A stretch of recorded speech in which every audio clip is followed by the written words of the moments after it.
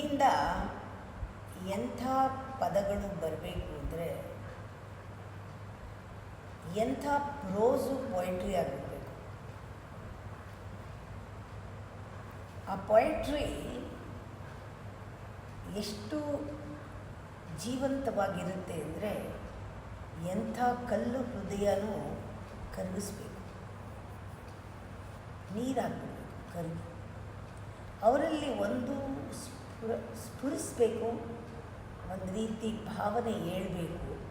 ಎಂದೂ ಅನುಭವಕ್ಕೆ ಬರದೇ ಇರೋ ಭಾವನೆ ಎದ್ದಾಗ ನಮ್ಮಲ್ಲೂ ಏನೋ ಒಂದು ಇದೆ, ಸ್ಪಂದಿಸುವಂಥ ಶಕ್ತಿ ನಮಗೂ ಇದೆ ಅಂತ ಅವ್ರಿಗೊಂದು ಅನುಭವ ಆಗಬೇಕು.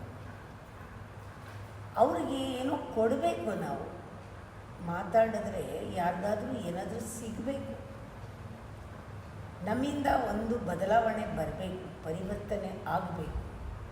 ಆವಾಗ ಸಾರ್ಥಕತೆ.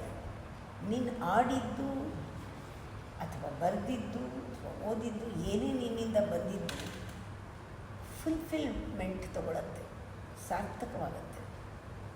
ಆ ಸಾರ್ಥಕತೆ ಒಂದು 4 ಜನನ ಎಬ್ಸಿದ್ರಲ್ಲ, ಒಂದು ಪರಿಣಾಮ ಬೀರಿದ್ರಲ್ಲ, ದಟ್ ಡಿಫರೆನ್ಸ್, ಇದು ನಿಮ್ಮ ಜೀವನದ ಪರ್ಪಸ್.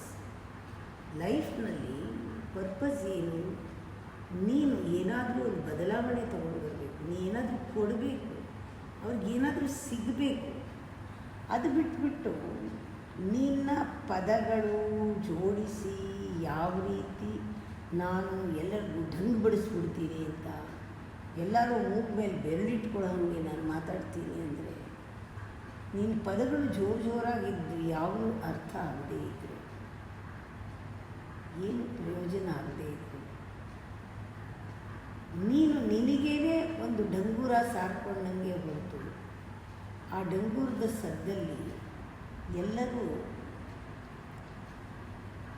ಮೌನ ಆಗಲ್ಲ, ಎಲ್ಲರೂ ನಿದ್ರೆ ಮಾಡಿಬಿಡ್ತಾರೆ, ಎಚ್ಚರವಾಗಲ್ಲ, ಅಜ್ಞಾನದ ನಿದ್ರೆ ಬಂದ್ಬಿಡುತ್ತೆ.